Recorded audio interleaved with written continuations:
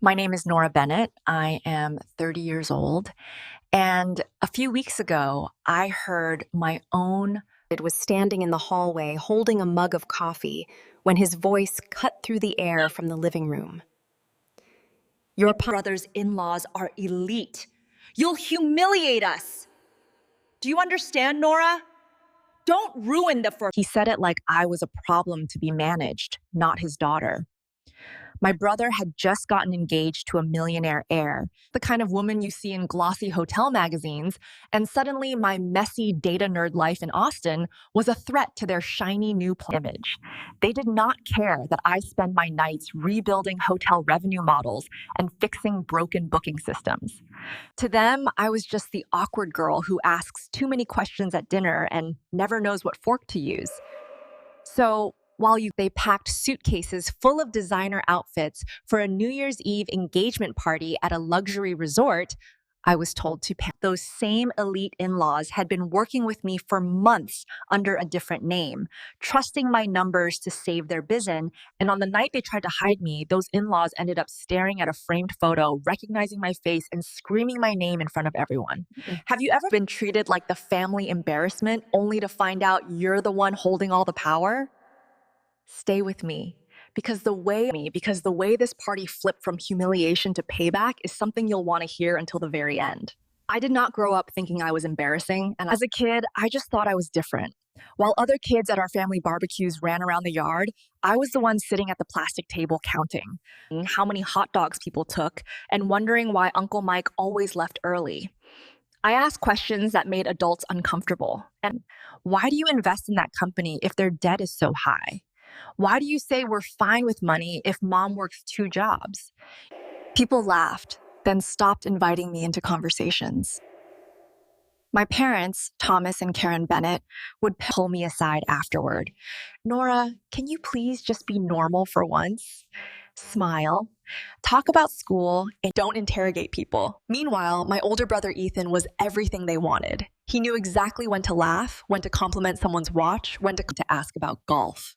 At his high school graduation dinner, I remember standing too close to the waiter, asking about tips and wages, and bumping into a tray of marinara sauce. Red splattered all over a guest's white dress. The whole table went silent.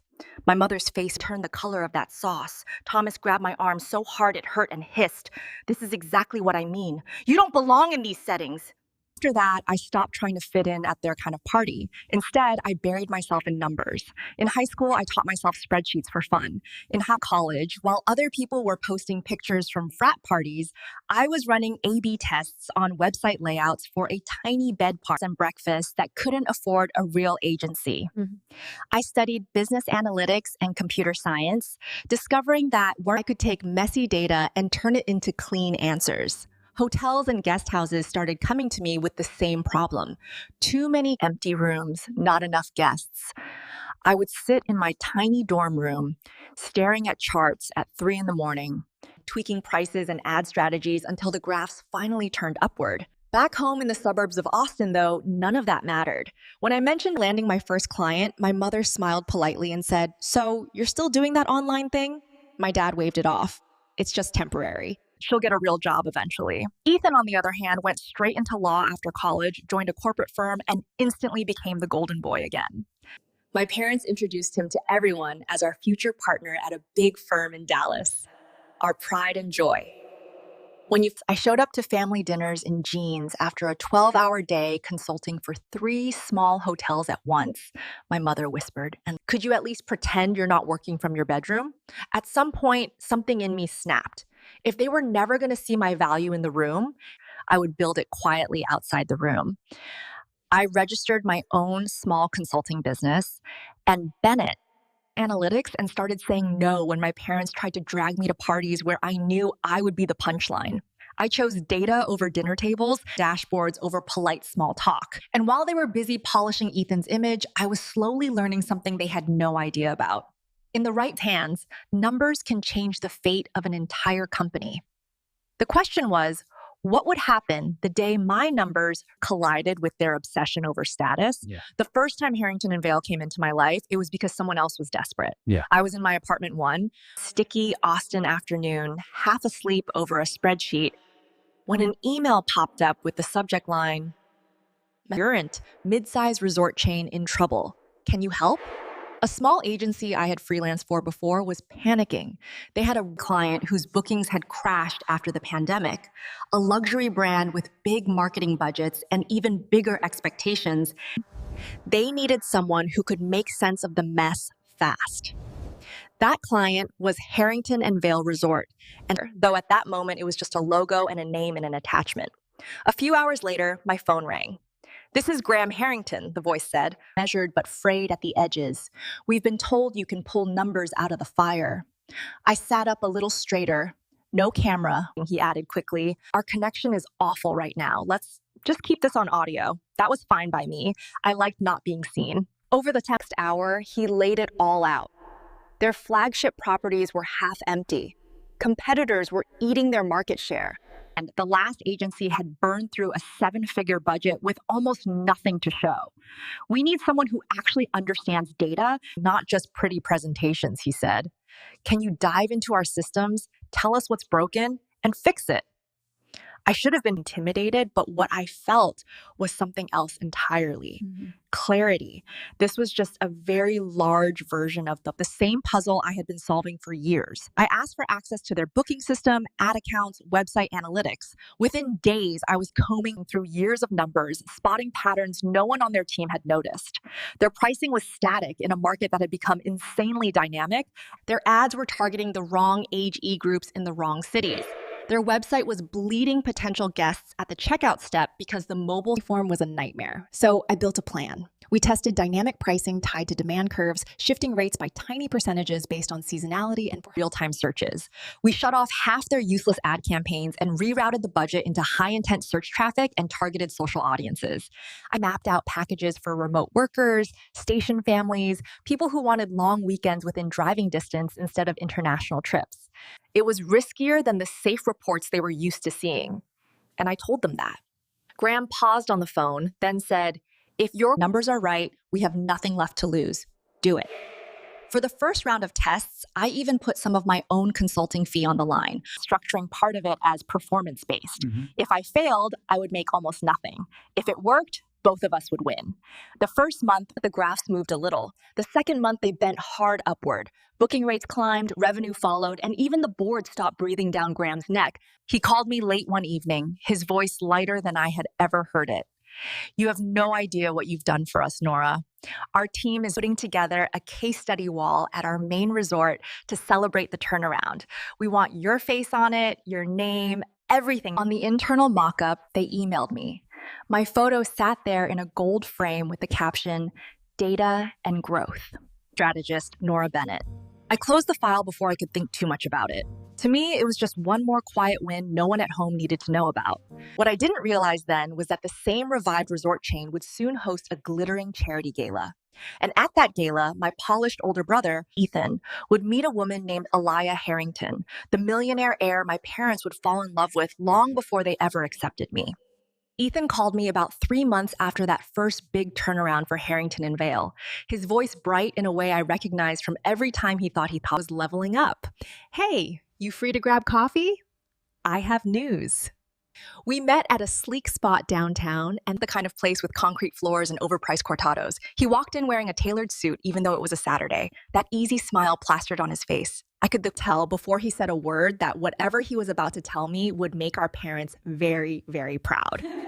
He didn't even let me finish my hello. "I'm engaged," he said, dropping the word between us like a trophy. "To Laya Harrington." The name hit me like a glitch in my brain. Harrington. "As in Harrington and Vale?" I asked carefully. "Yeah," he said, eyes shining.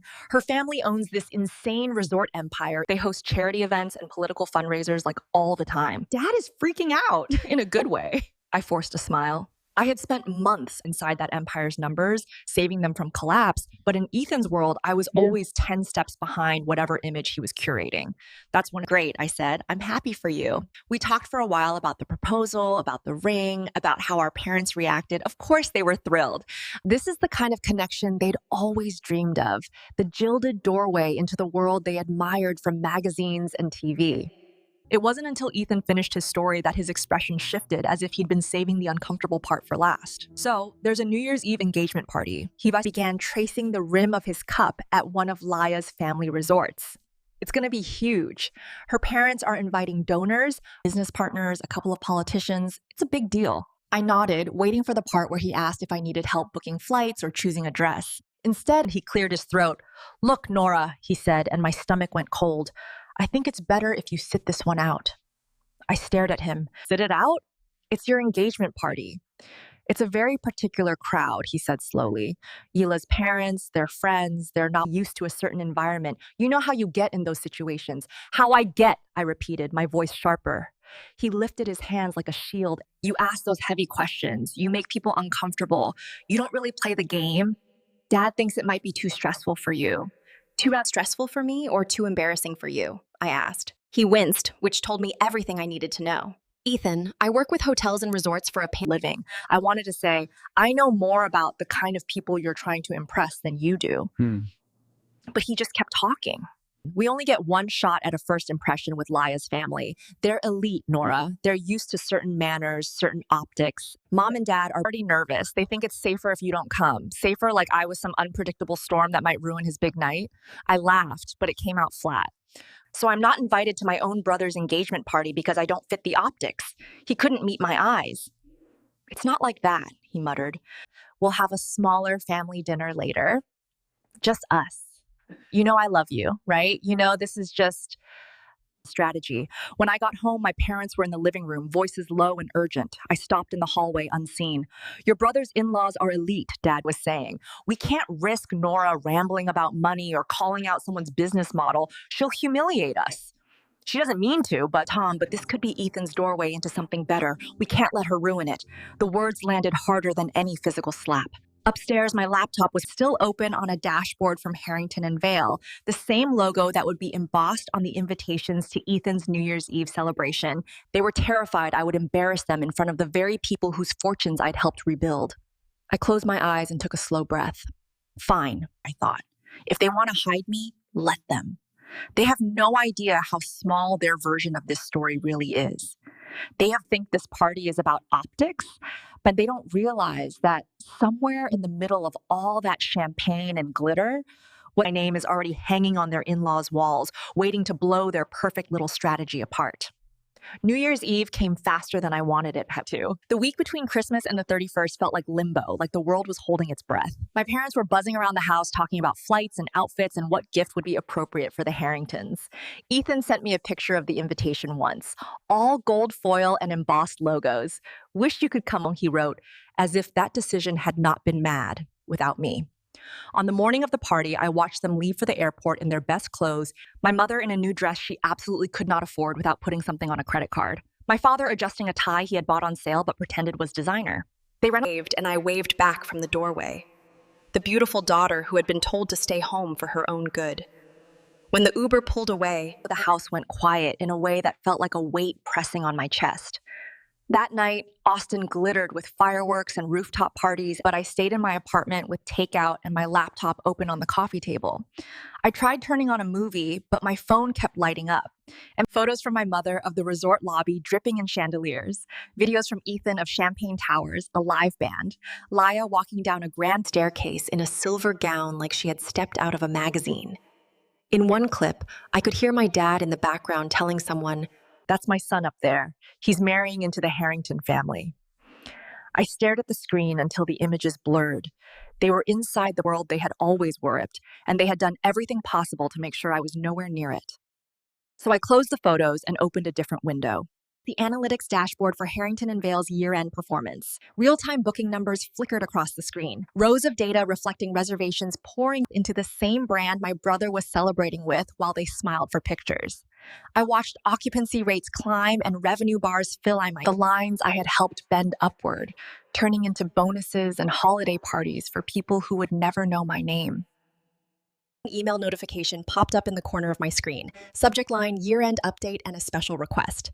It was from Graham Harrington. I clicked it open, half expecting a brief thank you and a spreadsheet. Instead, he had written a full paragraph about how transformative the past year had been, how the board had gone from panic to Cautious optimism to open excitement. You didn't just tweak a few ads, Nora. He wrote, "You changed the way we understand our business. We want to honor that properly." There was an attachment at the bottom of the email labeled Concept Wall of Innovation, JAPG. When I opened it, my breath caught. It was a mock-up of the entrance to one of their flagship resorts, a long wall lined with framed case studies. Each frame had a photo, a title, a short description of the project. Near the center of the wall was my own headshot, cleaner and more confident than I felt in real life. Beneath a plaque that read, Data and Growth Strategist Nora Bennett. The description underneath summarized the turnaround I had led: dynamic pricing overhaul, demand drive campaigns, recovery from post-pandemic slump. Guests would walk past this wall on their way into conferences and galas, Clinking glasses under chandeliers while my face watched from the middle. We're planning to unveil this at a major partners and family event next season, Graham continued. We'd love to finally meet you in person, introduce you to some of the people whose jobs you helped save. My fingers hovered over the keyboard. On my phone, another photo came in from my mother, and Ethan and Laya cuddled together under a shower of confetti. My parents blurred In the background, eyes shining. I imagined that somewhere, not far from where they were posing, that wall might eventually exist. My framed photo silently contradicting every story they'd told about me being a disappointment. How ironic would it be if the place they were so desperate to shield from my presence ended up being the one place that insisted on putting my face front and center? I replied to Graham with a simple professional yes, told him I'd be honored to attend when the time came. Then I set my phone face and down, leaned back on my couch, and listened to the distant echo of fireworks outside. They thought they had erased me from this night, that they'd finally found a world high enough that I couldn't reach it. But the truth was sitting right there on my laptop screen in a gold frame.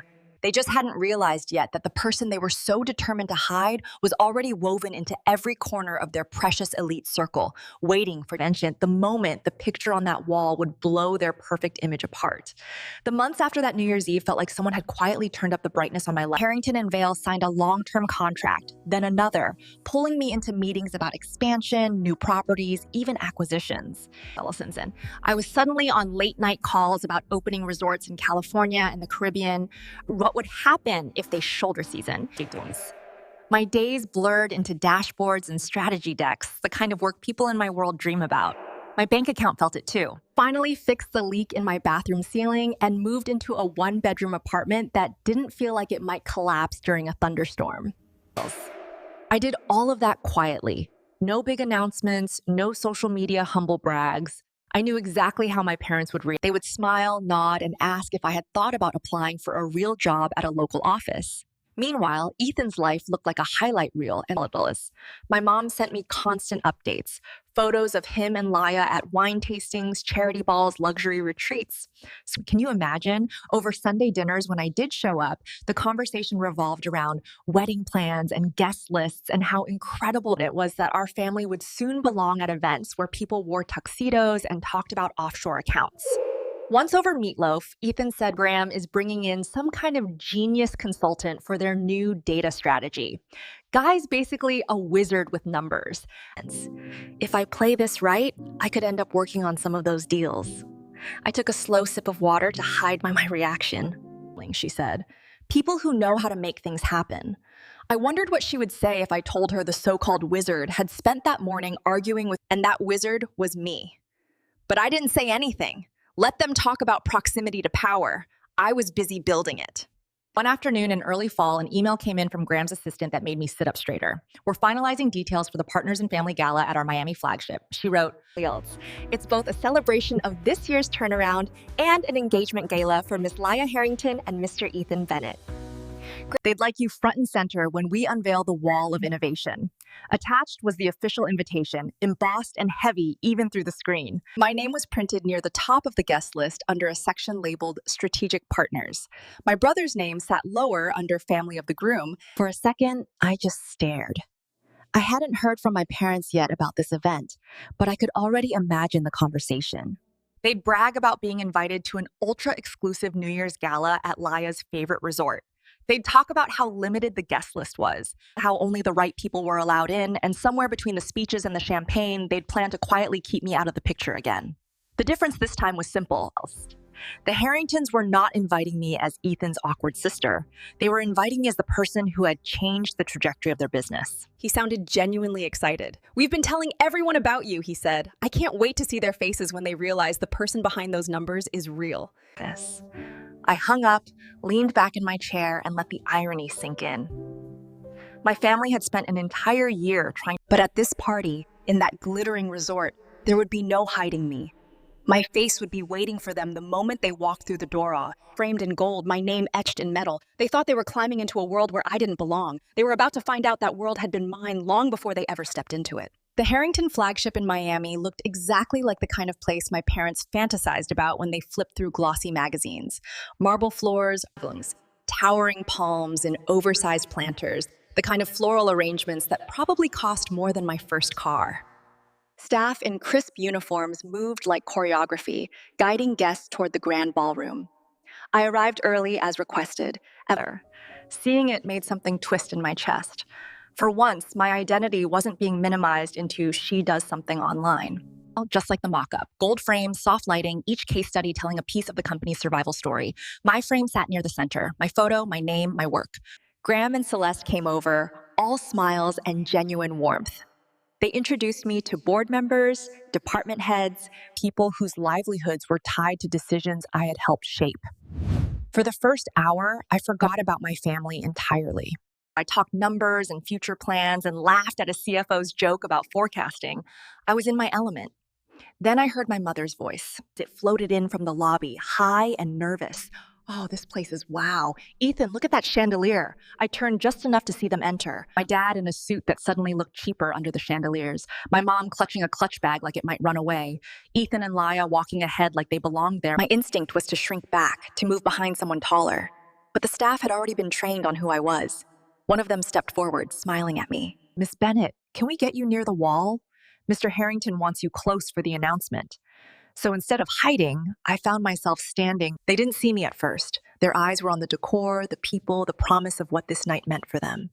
Celeste gently tapped her champagne glass, calling for a bit of attention. Guests turned toward her, conversation softening to a hush. "Thank you all for being here," she began, her voice clear. "Tonight is about family and partnership, about the people who held this company up when things looked impossible. People who changed everything when we needed it most." She stepped closer to my frame, smiling. One of those people is someone very... "This is Nora Bennett." The floor seemed to tilt for a second. My parents froze mid-sentence. Ethan's head snapped toward the sound of my name. Celeste read the plaque out loud. "Data and growth strategist, the mind behind the turnaround that kept these resorts alive when travel was at its worst. You have no idea how often we've said her name this year." She turned, following the line from the frame to where I stood. Then her eyes went wide like she'd just solved a puzzle she hadn't realized was theirs. "Nora Bennett, you're here. You're Ethan's sister." Heads swiveled. Dozens of people turned to look at me, then at Ethan, then at my parents. Graham stepped up beside Celeste, his gaze landing on my family with professional politeness that had just turned sharp. "Shut it." Looked like he wanted to melt into the marble. My mom stammered. We didn't realize you knew her like that. She does some kind of computer work. We didn't think it was, important for tonight." A few nearby guests exchanged looks. Graham's jaw tightened just enough for me to catch it. "Important?" he repeated. "Without her, this party doesn't happen. This building doesn't stay this full. Half the people in this room would be updating their resumes." Celeste laughed lightly, trying to soften the tension, but her words carried weight. "We've been bragging about her for months," she said. "I can't imagine hiding someone like Nora." Ethan's face went pale. He looked at me like I had betrayed him simply by existing. "Nora," he said under his breath when he finally reached me. "You didn't tell me you were working with them." I held his gaze. "You didn't ask," I replied. Later, away from the crowd, my parents cornered me in a quiet hallway. My mom's voice shook. "You made us look like fools," she whispered. "We had no idea." I cut her off gently, that I mattered to them, that my work mattered, or that your embarrassing daughter became the person propping up your precious in-law's empire. My dad tried to recover his authority. "You could have warned us, Nora." "We would have prepared differently," I almost laughed. "Prepared how? By inviting me this time? By pretending you were proud?" Ethan stepped forward, eyes glassy. "Look, maybe we handled things wrong," he said. "But you know how mom and dad are. We just wanted everything to go smoothly." "You do," he added quickly, "right? Want to be part of this family?" That was the moment something inside me settled. I realized I'd spent years twisting myself into not chasing a version of belonging that always came with conditions. How? Don't say too much. Don't ask the hard questions. Don't outshine the person they decided was the star. I took a breath. I will always be your sister, I told Ethan, and I will always be their daughter. I'm not going to shrink anymore so you can appear bigger. My mom's eyes filled with tears. Nora, you found out the only thing embarrassing was how little you believed in me. That's on you, not on me. Back in the ballroom, when Graham introduced me on stage as a key partner, the applause felt different than any approval I had chased growing up. It wasn't polite claptives who barely listened, people who didn't care if I wore the wrong dress or asked weird questions, as long as I showed up with the kind of clarity that kept their lights on. Standing there under that soft golden light, I understood something I wish someone had taught me years earlier. It's choosing to stop handing your worth to people who only know how to discount it. It's letting your success speak in rooms where they never thought your voice would be heard, and refusing to dim yourself just so insecure people can feel tall. If your family has ever made you feel like the embarrassing one, the extra one, the one who needs to be hidden so they can look good, I want you to hear this. Their inability to see your value does not erase the value itself. Even if that means creating distance from the people who taught you to doubt it, you're allowed to love them and still say no when their expectations crush you. In the end, only my parents had to walk past that framed photo of me every time they moved through the resort that night, my name etched into the wall of the world they worshiped. They were the ones shrinking, avoiding eye contact, rehearsing apologies. I just kept walking, shoulders back, finally understanding that the real glow-up wasn't getting accepted by them. It was learning to accept myself first. And if you've ever been the one they tried to hide, I hope my story reminds you that you're not alone. Maybe your story will be the thing that helps someone else finally stand up for theirs.